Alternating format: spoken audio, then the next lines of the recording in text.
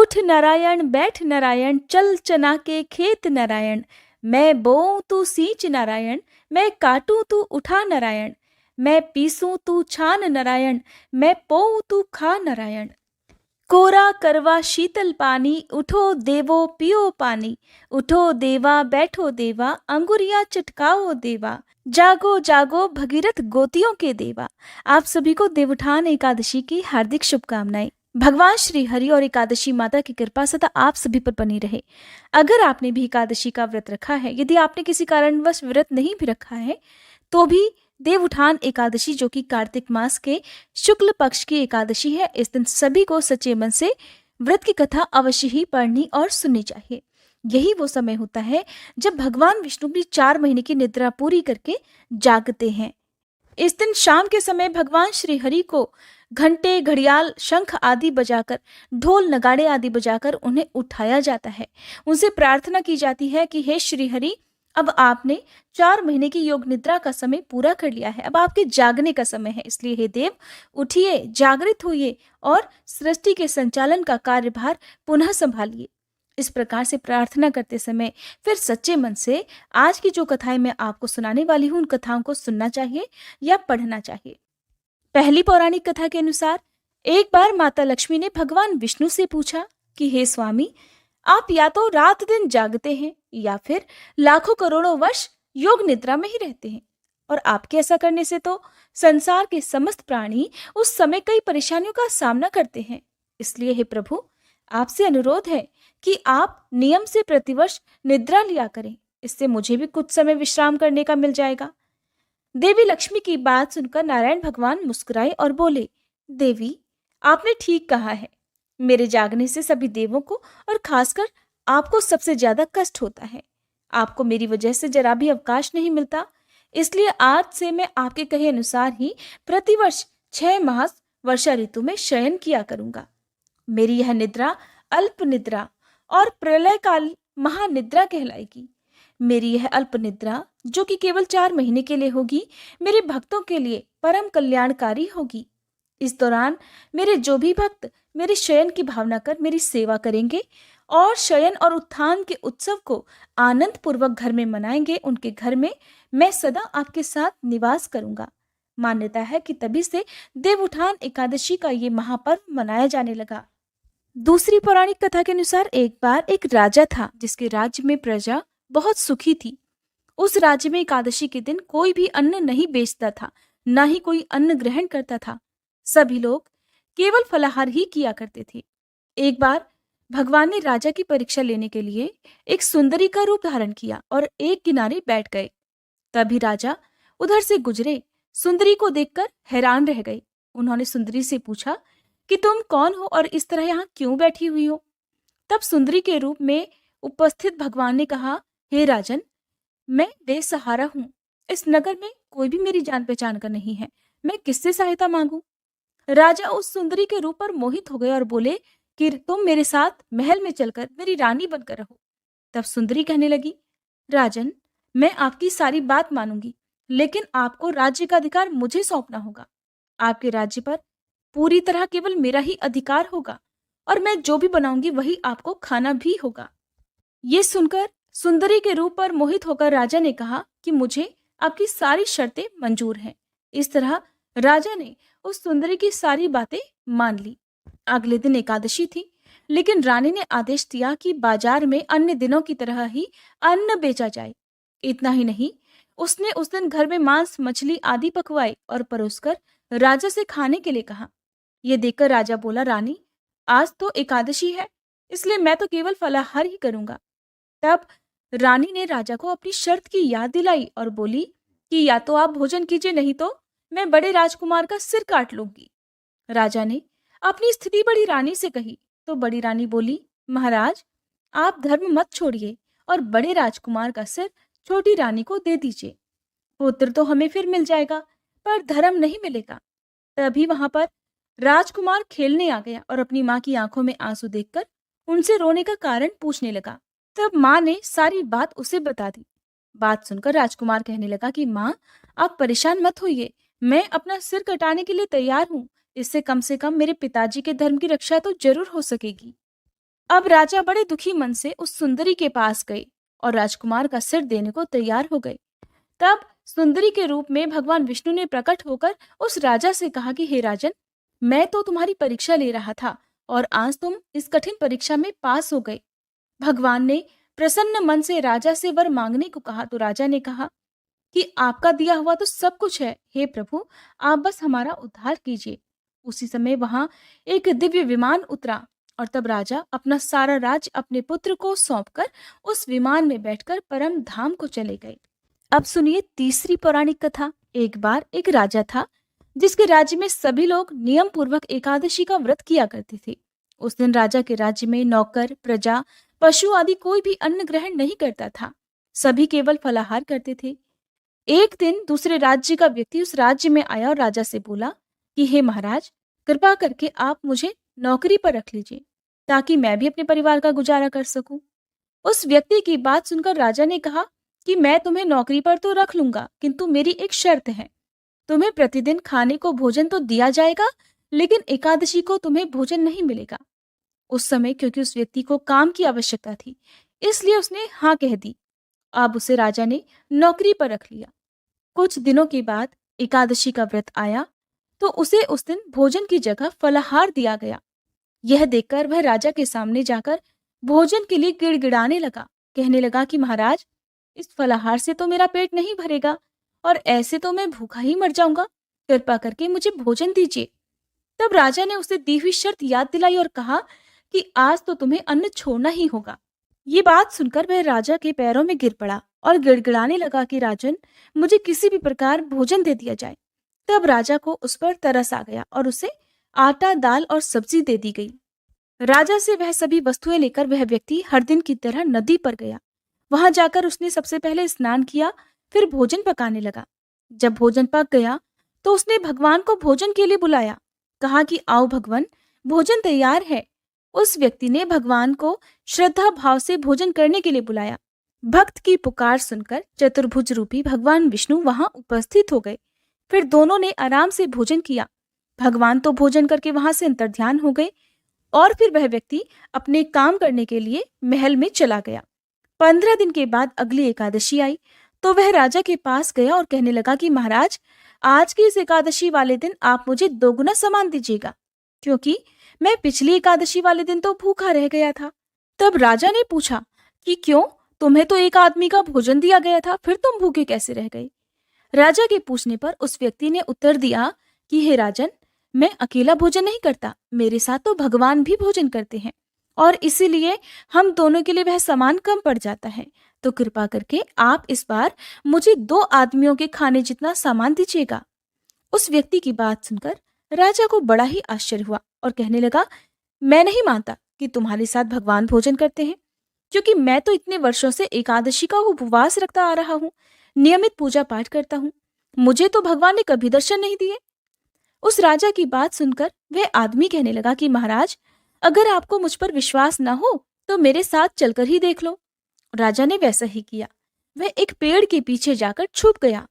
वह व्यक्ति रोज की तरह स्नान करके भोजन पकाने लगा। जब भोजन तैयार हुआ तो उसने भगवान को आवाज लगाई कि हे प्रभु, भोजन तैयार है, कृपा करके भोजन कर लीजिए। किंतु उस दिन तो भगवान नहीं आए और ऐसे में बुलाते बुलाते शाम हो गई, भगवान नहीं आए। अंत में उस व्यक्ति ने कहा कि भगवान, अब आप आ जाइए, अगर आप नहीं आए तो मैं इस नदी में कूदकर अपने प्राण दे दूंगा। उधर पेड़ के पीछे छुपा हुआ राजा ये सब कुछ देख रहा था। उसे लगने लगा था कि वह व्यक्ति झूठ बोल रहा था और भगवान तो उसके साथ कभी भोजन करते ही नहीं। उधर वह व्यक्ति तो अपने निश्चय का पक्का था। उसने देखा कि भगवान नहीं आए तो वह अपने प्राण त्यागने के लिए नदी की ओर बढ़ा। जैसे ही वह नदी में कूदने लगा तो भगवान ने उसका हाथ पकड़कर उसे रोक लिया और उसके सामने प्रकट हो गए और उस दिन उसके साथ बैठकर हर एकादशी की तरह भोजन भी किया। भोजन करने के बाद भगवान ने उसे अपने विमान में बिठाया और अपने धाम में ले गए। पेड़ के पीछे छुपे हुए राजा ने ये सारा दृश्य अपनी आंखों से देखा था। अब उसे पता चल गया कि एकादशी का व्रत तो वह करता है, लेकिन उसकी श्रद्धा और विश्वास में बहुत कमी थी। अब उसे समझ आ गया। तब उसने श्रद्धा और भक्ति भाव से एकादशी का व्रत रखना प्रारंभ कर दिया, जिसके बाद उसे भी अंत समय में स्वर्ग लोक की प्राप्ति हुई। अब सुनिए तुलसी माता की कथा। तुलसी माता अपने पूर्व जन्म में वृंदा नाम की कन्या थी। प्राचीन काल में जलंधर नाम का एक बहुत ही शक्तिशाली असुर था। वृंदा का जन्म भी असुर कुल में ही हुआ था, जिस कारण वृंदा का विवाह जलंधर के साथ हो गया था। वृंदा बहुत ही पतिव्रता स्त्री थी। उनके सतीत्व के बल के कारण कोई भी जलंधर को परास्त नहीं कर पाता था। अपने अजेय होने के अहंकार के चलते ही जलंधर ने कैलाश पर्वत पर आक्रमण कर दिया। जलंधर और भगवान शिव के बीच भीषण युद्ध होने लगा। वृंदा के सतीत्व के बल के कारण भगवान शिव जलंधर का वध नहीं कर पा रहे थे। तब भगवान विष्णु ने छल से वृंदा के सतीत्व को भंग कर दिया। वृंदा के सतीत्व का बल क्षीण होने के बाद ही जलंधर का वध संभव हो पाया। छल से वृंदा का सतीत्व भंग होने के कारण वृंदा ने भगवान विष्णु को क्रोधित होकर श्राप दे दिया कि वे पत्थर के हो जाएं। तब सभी देवी देवताओं के द्वारा प्रार्थना किए जाने पर वृंदा ने अपना श्राप वापस ले लिया, किंतु भगवान विष्णु के उसके श्राप को सम्मान देने के लिए उन्होंने अपना एक पत्थर का स्वरूप प्रकट किया, जिन्हें शालिग्राम कहा गया। वृंदा तो जलंधर के साथ सती हो गई और उनकी राख से तुलसी जी का पौधा वहां पर उत्पन्न हुआ। जिस स्थान पर वृंदा सती हुई थी उस जगह पर राख से तुलसी जी का पौधा निकला। तब भगवान श्री हरि ने वृंदा के सम्मान के लिए उन्हें अपनी पत्नी रूप में स्वीकार करने का वचन उन्हें दिया और कहा कि मेरे जागृत होने के बाद देवउठान एकादशी के दिन मेरे शालिग्राम विग्रह के साथ तुलसी जी के पौधे का विवाह किया जाएगा और इसी रूप में मैं तुम्हें अपनी पत्नी के रूप में स्वीकार करूंगा। जिस तरह से शिवलिंग को भगवान शिव का विग्रह मानकर पूजा जाता है, उसी प्रकार शालिग्राम जी को भगवान विष्णु के विग्रह के रूप में पूजा जाता है। शालिग्राम भगवान एक काले रंग के गोल से पत्थर होते हैं जिनमें एक छेद होता है। शालिग्राम एक पत्थर के रूप में होते हैं जो कि केवल गंडकी नदी में ही पाए जाते हैं। मान्यता है कि तभी से भगवान विष्णु के शालिग्राम रूप के साथ तुलसी जी के पौधे का विवाह आयोजित किया गया और तभी से ये परंपरा अब तक चली आ रही है। अब सुनिए भगवान शालिग्राम की कहानी। किसी गांव में एक बुढ़िया माँ थी। उन्होंने शालिग्राम जी की सेवा का संकल्प लिया हुआ था और वह प्रतिदिन नियम से शालिग्राम भगवान की सेवा किया करती थी। कार्तिक मास में एक बार वह गंगा स्नान का विचार कर अपनी पड़ोसन से कहने लगी, बहन, मैं गंगा जी स्नान करने जा रही हूँ, तुम मेरे शालिग्राम जी को रख लो और जब तक मैं नहीं आऊं तब तक उनकी सेवा कर देना। पड़ोसन ने जब ये सुना तो उसे बड़ी प्रसन्नता हुई कि उसे भगवान शालिग्राम जी की सेवा पूजा का शुभ अवसर मिल रहा है, इसलिए उसने हाँ तो भर दी। लेकिन थोड़ी देर के बाद वह चिंता में डूब गई और फिर कहने लगी, बहन, मैं शालिग्राम भगवान जी को रख तो लूंगी, लेकिन मुझे तो उनकी सेवा पूजा करना आती ही नहीं, तो भला मैं कैसे करूंगी। तब पड़ोसन की बात सुनकर बुढ़िया माँ उसे समझाते हुए कहने लगी कि इनको सुबह सवेरे उठा देना, नदी से लोटा भरकर पानी लाना, आते समय बगीचे से फूल और तुलसी भी लेते आना, भगवान को जल और कच्चे दूध से स्नान कराना, चंदन लगाकर पुष्प और तुलसी चढ़ाना, दूध का भोग लगाना और दोपहर को रसोई में जो भी बने उसका भोग लगा देना, शाम को दिया जलाना और रात को सोते समय शालिग्राम जी को भी सुला देना। बस ऐसे ही पूजा करनी है। इतना कहकर वह बुढ़िया माँ पड़ोसन को शालिग्राम जी देकर गंगा जी स्नान करने को चली गई। इधर अपने घर में शालिग्राम जी को पाकर पड़ोसन बहुत उत्साह में थी। पड़ोसन ने सब कुछ बुढ़िया माँ के कहे अनुसार किया।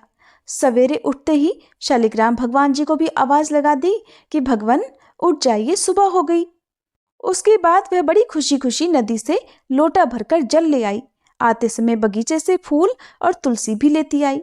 भगवान को जल और कच्चे दूध से स्नान कराया, चंदन लगाकर फूल और तुलसी चढ़ाई। उसके बाद उसने दूध का भोग लगा दिया। फिर वह दोपहर का भोजन बनाने में लग गई। भोजन बनाकर उसने भगवान को भोग भी लगा दिया। भोग लगाते समय उसने देखा कि उसके द्वारा अर्पित किया गया दूध तो कटोरे में वैसा ही पड़ा है। उसने सोचा कि भोग लगाने का समय हो गया है तो भोग लगा देती हूँ, हो सकता है भगवान भोग के साथ ही दूध पीते हों।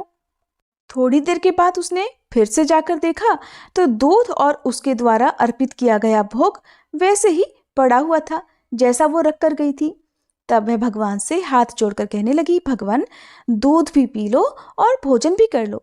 अगर आप भोजन करेंगे और दूध पिएंगे तभी मैं भोजन कर पाऊंगी। इतना कहकर वह फिर से घर के कामकाज में लग गई। थोड़ी देर के बाद वापस आकर देखा कि भगवान ने तो दूध भी नहीं पिया और न ही भोजन किया। ये देखकर अब तो पड़ोसन चिंता करने लगी।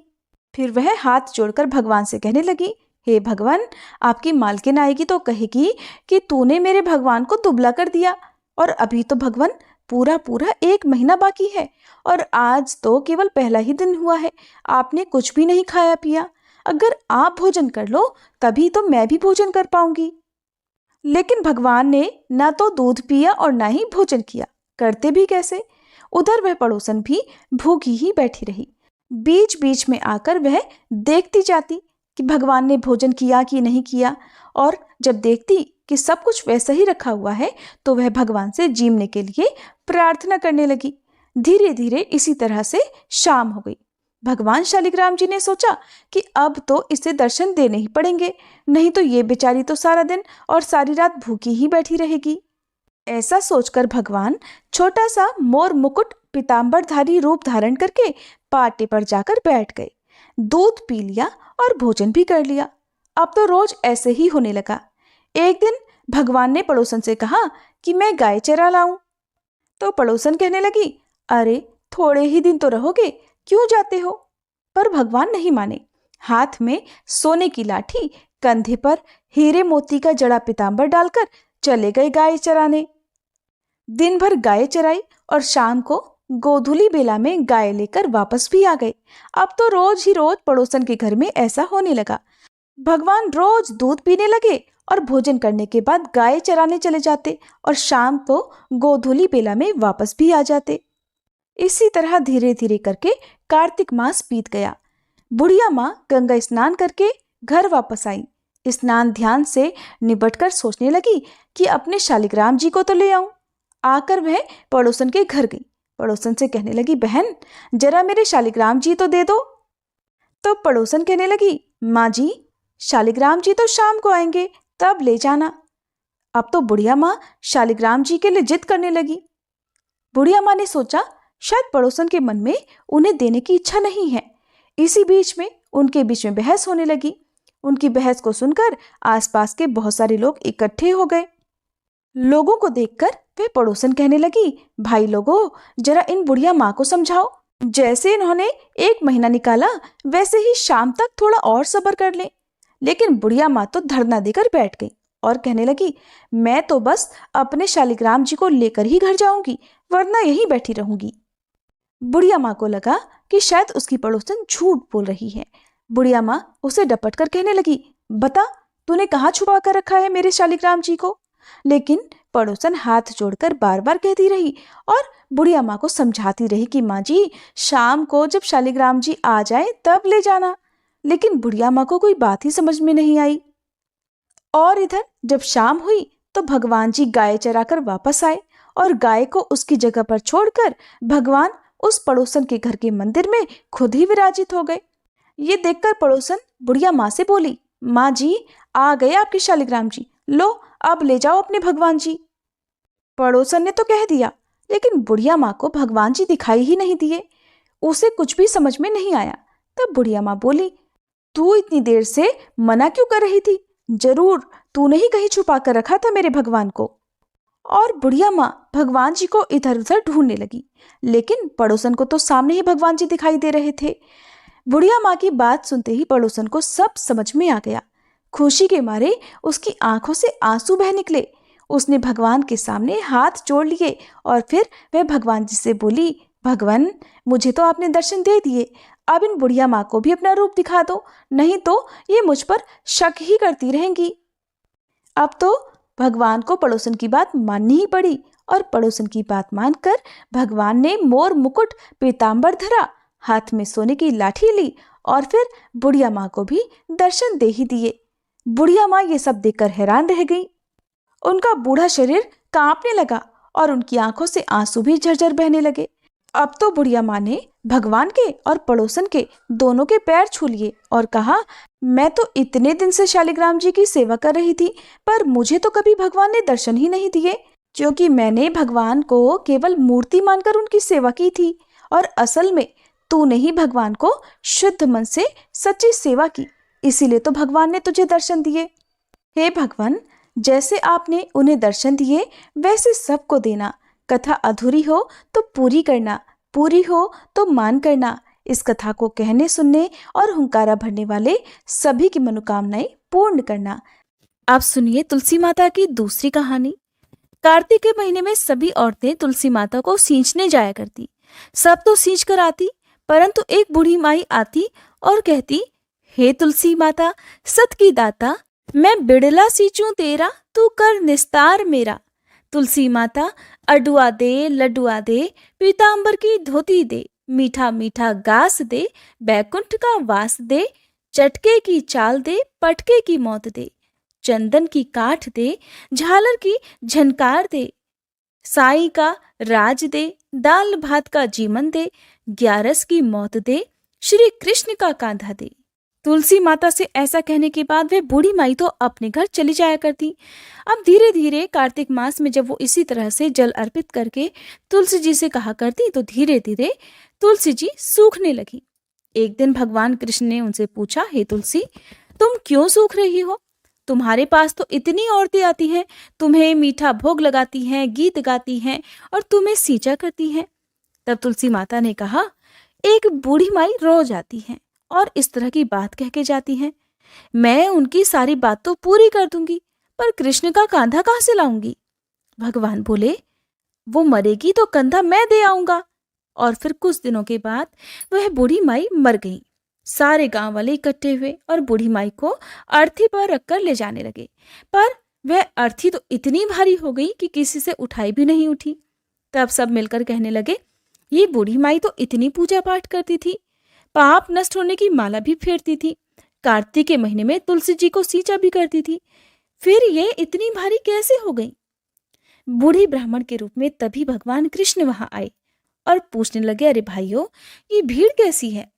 तब वहां खड़े हुए लोग कहने लगे, ये बूढ़ी माई थी जो मर गई, पापिन थी इसलिए इतनी भारी हो गई कि किसी से उठाई नहीं उठ रही। तब भगवान कृष्ण कहने लगे, भाइयों, जरा मुझे इस बूढ़ी माई के कान में एक बात तो कहने दो, शायद उठ जाए। भगवान ने बूढ़ी माई के पास जाकर उनके कान में कहा, बूढ़ी माई, मन की निकाल ले, अडवा ले, गडवा ले, पीतांबर की धोती ले, मीठा मीठा ग्रास ले, बैकुंठ का वास ले, चटक की चाल ले, चंदन की काठ ले, झालर की झनकार, दाल भात का जीवन ले और ले कृष्ण का कांधा भी ले।